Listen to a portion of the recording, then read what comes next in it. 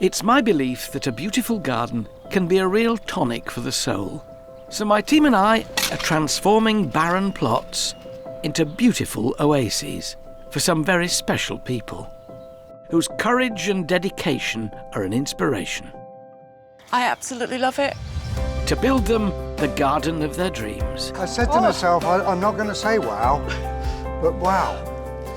Welcome to Love Your Garden.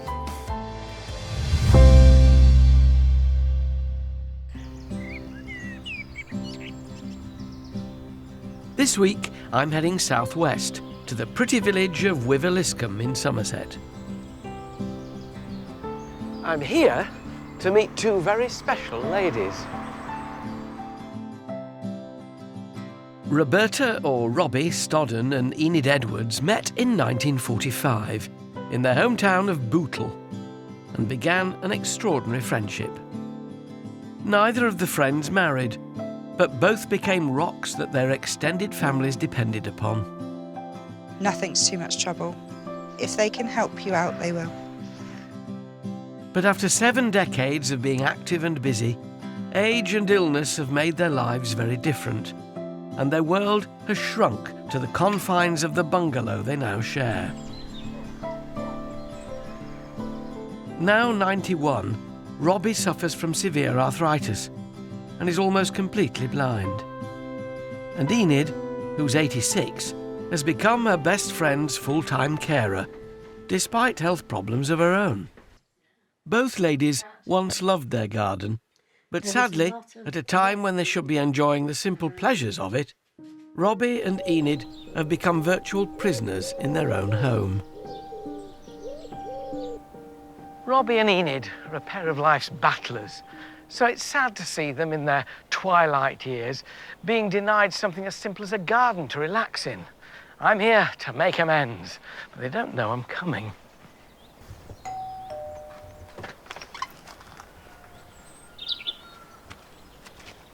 Hello, Enid. Oh, God. How are you? Oh. Well, that's very kind of you. I like a hug this time in the morning. Oh, I can't believe it. Oh, can't you just come and see Robbie? She's only sitting there. Just for a minute. Right. Where am I going? Come on. This way. Right. Oh, this way. Look who I've brought to see you. Robbie, hello. It's Alan Titchmarsh. How are you? Oh, good heavens, it isn't. It is. It's me. Honestly. Honestly, really. Oh. Don't get up. You're all right down No, there. I get up Yeah. for you. Oh, glory. Hello. I love you. Goodness me. Well, we heard that you've got a bit of a problem garden out the back. Oh, yes. Well, shall we have a look at this garden? Yes, Have a look? okay. Let me take me and see. So, what have we got? We got a lovely view. There's a perilous slope going down there. It falls away. Yes, it does. It's very hard to walk on, especially if you can't see it. It's all bumpy and lumpy, and she's terrified to walk on it. Now, you were quite keen, Robbie, as a gardener, yeah? Yes, I was. But even though I can't see it, I know it's in a terrible state. Yeah. So, in an ideal world, what would you want to come out of this back door and find? Oh, be able to sit out. Yeah. Be able to walk down the garden, along the garden. Flowers with a nice smell, Something you said, with red. Something with red. Can you see red? I quite? can see red. Right. And scent, that's presumably it. Oh, yes, definitely. Yeah. And if possible, the sound of water. Well, what would you say if I said, I'll bring a few friends along and we'll make it for you? Oh, good heavens. That's not going to happen, is it? Well, I'm afraid it is. Bless her. Just making this garden safe for Robbie and Enid is going to be a massive challenge. But I also want it to be a place that brings back memories of their lifelong friendship. All right. Yes. Have a nice time. So I've arranged for them to spend a few days with their relatives. Bye. While we get started. Is it ridiculous that they should be stuck inside? I want to give them a garden that they can really enjoy together. To do that, I'm going to need my ever-reliable team. Hard landscaping expert David Dominy, landscape gardener Katie Rushworth, and horticulturist Francis Tophill. This won't be easy. First, David and the lads have to take care of this dangerous slope. The drop that we're dealing with here, it's almost a metre. So before we can do anything, we've got to build a retaining wall up to the new garden level. Now, we're using concrete blocks for the retaining wall, and they're not the light ones either. Because they're at the back, you're not really going to see them. But with all this rubble we're having to build up with, and the tons of topsoil as well, it's got to be a really strong wall to be able to hold all of that in. Now that the old lawn's come out and the garden's being levelled, the temptation will be to re-turf. But looking after grass would mean extra work for Enid. So we need to do things differently. And that means going lawnless. To show you what I mean, I've come to visit a garden where there's not one blade of grass. But the space is all the better for it.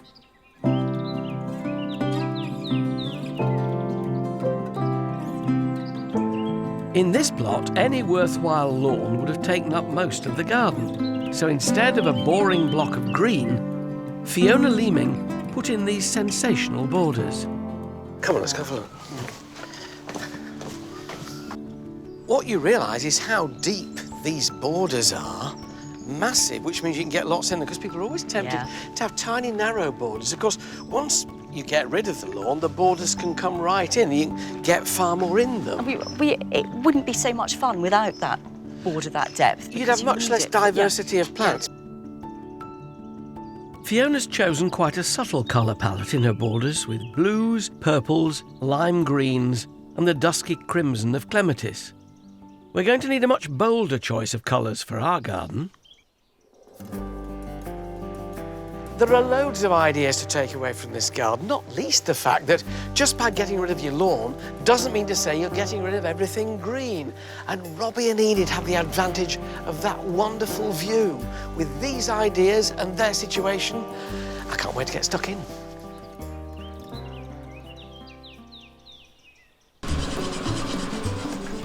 We've made the bold decision to go without a lawn in the back garden. And now the site's level, we're putting in a large and much safer patio in its place. Despite the weather today being more like Benidorm in a heat wave, our aim is to evoke the spirit of the British seaside in its 1950s heyday. For lifelong friends, Robbie and Enid. The plot is rectangular, so David's put in a circular patio, enabling us to create large curved beds that'll complement the view behind. In one corner, Francis is adding a summer house that rotates so they can enjoy the garden and the view from inside. And in the other, we're creating a safe shaded seating area. Once it's planted with bold colours, I'm hoping it'll take Robbie and Enid on a trip down memory lane. So, with a new step and a handrail, David's making access to the garden much safer. And out the front, Katie's getting handy with the spray paint. Robbie and Enid's garden is typical of many front gardens up and down the country. It's often the garden that gets overlooked, not very inspiring. However, I've got great plans. It has this wonderful kind of sweep up this hill, which means that what planting I put in here is perfectly visible from the living room. It also gives them some privacy from the road.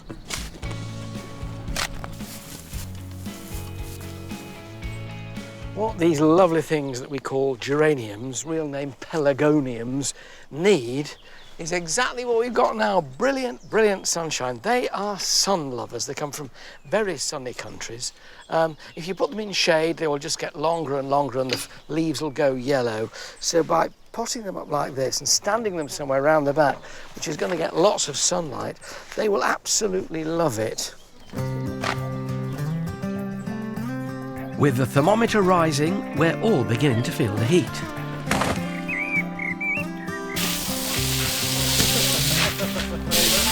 Lucky for us, some shelter has just arrived. You bring it round here. Very important that Robbie and Enid get a lot of shade to This is going to be a summer house, but it's going to be a little bit more than just an ordinary summer house.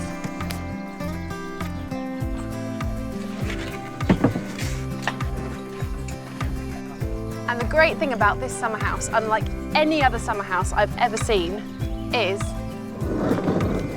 that it spins so they can change their view depending on their mood. It may not quite have the flavour of a 1950s seaside resort just yet, but this is definitely beach weather.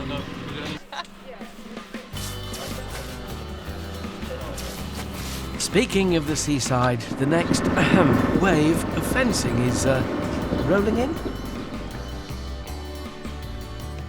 Now we're following on the fencing from the line across there.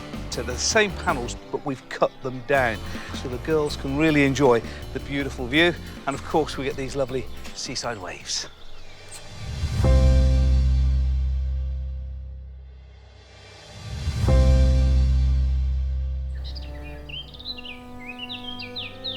Welcome back to Wiveliscombe in Somerset, where we're trying to bring an air of seaside nostalgia to a garden owned by two elegant ladies. The backdrop to our setting is lovely. Pop it down here. So Katie and I are trying to create a foreground to match. Oh, they are lovely, these. You know, Chinese dogwoods, Cornus kuza. It's a beautiful sort of little spreading, large shrub, small tree. Yeah. Useful for small gardens. It might be a nice sort of punctuation mark in that corner.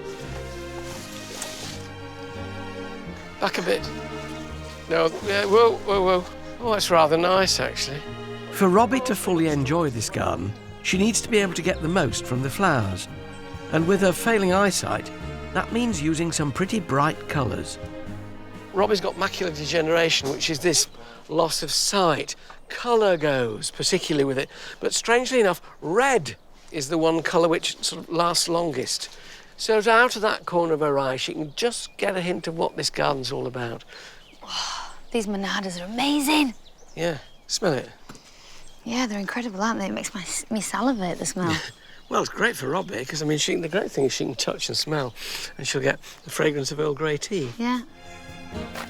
This bright and cheery scheme is just the thing to take our girls back to their summers in the 1950s. That looks amazing, that orange next to the purple. It's good, isn't it? Yeah, it's really good.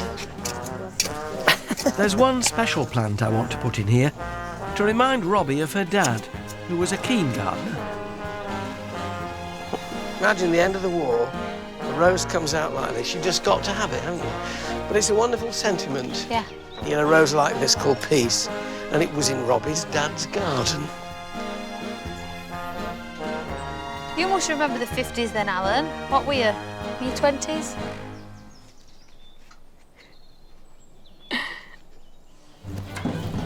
Back from her jolly jaunt to Bournemouth, Frances is now bringing some theatrical pizzazz to her corner of the garden. There, my summer house is beginning to take shape. And first things first, these gorgeous red curtains. Now, to add to that, these rather nice gold tassels. I really want Robbie and Enid to feel like they're in a theatre or cinema when they're in here. And I think that'll look rather lovely. She's dressing the summer house with memories for Enid and Robbie.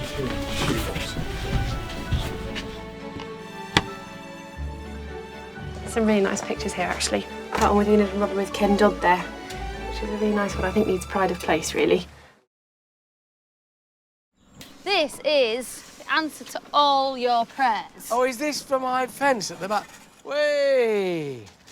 So this is those two on holiday in Bournemouth, Robbie and Enid in Bournemouth. Isn't it fab?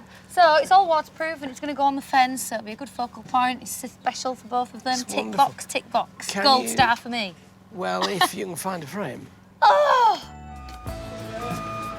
Here in Somerset, we're still trying to transport Enid and Robbie's garden back to the 1950s. Katie's come up with a novel way to frame her giant photo of our golden girls in their prime. Sam has made me this incredible frame with troughs all the way around it, and what we're going to do is fill it full of moss, which has been soaking in water, and then we're going to cover the whole thing in chicken wire, cut holes in it, and plant it up with these alpines and create like a living frame. Now, alpines are perfect for this because they need no maintenance, very little water and hardly any soil.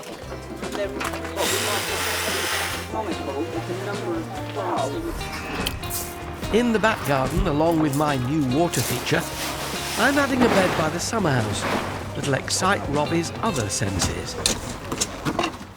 Having got the bright colouring with the roses and the lilies and hydrangeas and such like, right next to the summer house here, I want to give Robbie those fragrances. So this bed I'm devoting pretty much to herbs. This lovely pineapple mint here with variegated leaf, bit of fennel, which is like aniseed, and these marvellous scented leaf pelargoniums.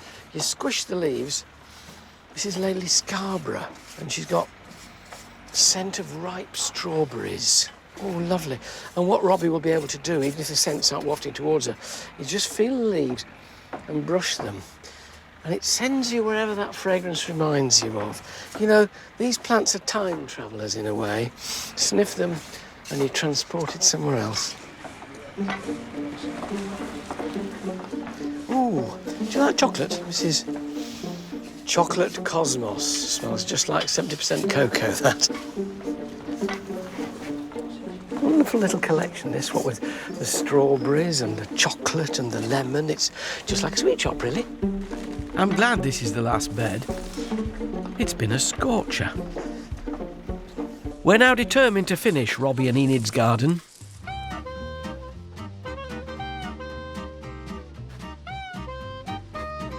But as the last reminders of Robbie and Enid's halcyon days go in, our little 1950s time capsule is finally complete. And these are from an admirer. Ooh. With a card, Roberta and Enid. They can open that when they come. Very nice. That's exciting.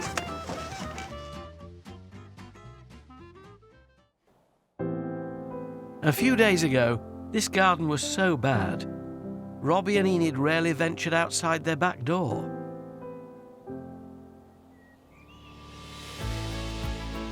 So we've turned it into a holiday haven that's filled with golden memories. A new patio makes it safe for Robbie, around which I filled the beds with dramatic colours and delicate fragrance.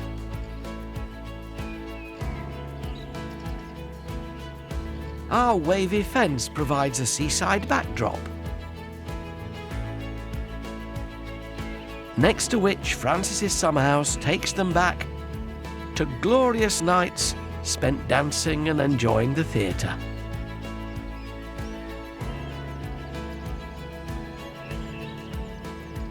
David's provided much-needed shade over a new outdoor seating area, where they can listen to the gentle sound of trickling water, reminisce about the past, and enjoy the present in their new garden.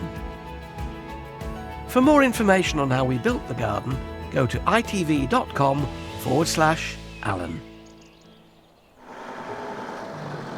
These two lifelong friends Welcome home. Hello. have been through a lot together. Your front garden's a little makeover as well. Oh. So we've got various things. We'll put your sheep and your... yes. Doesn't this look nice? Well, we've done Look it. at the plants. Yeah. Oh. That's Katie's opening act. We'll go and have a look at your back garden.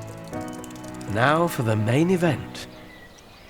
And now you can open your eyes.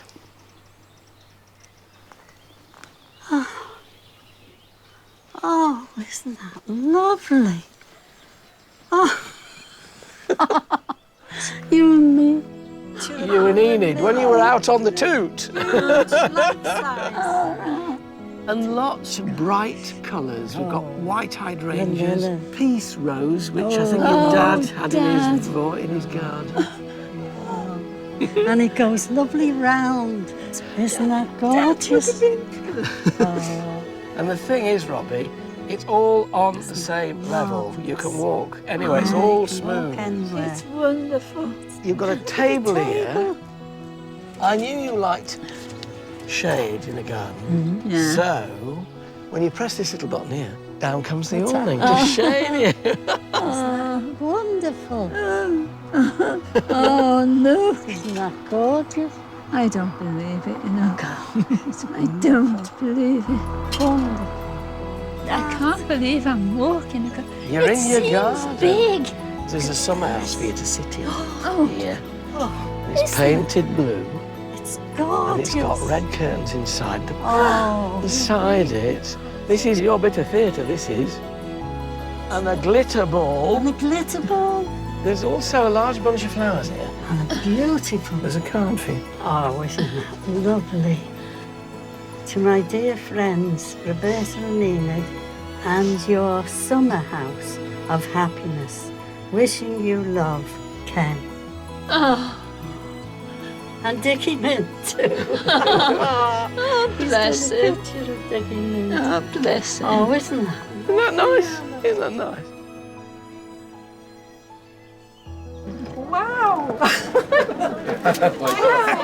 Hello. Oh, I am greeting everyone. Go and see them.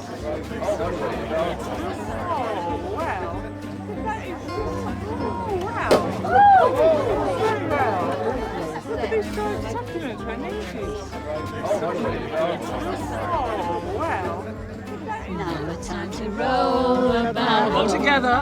When the gang's all here. Hey! Hip, hip! Hip, hip! Until we arrived, Robbie particularly couldn't come out of that door. Enid had to do the garden on her own. Now, I don't think we're going to get her back inside. It's worked, and I couldn't be more delighted for two wonderful ladies.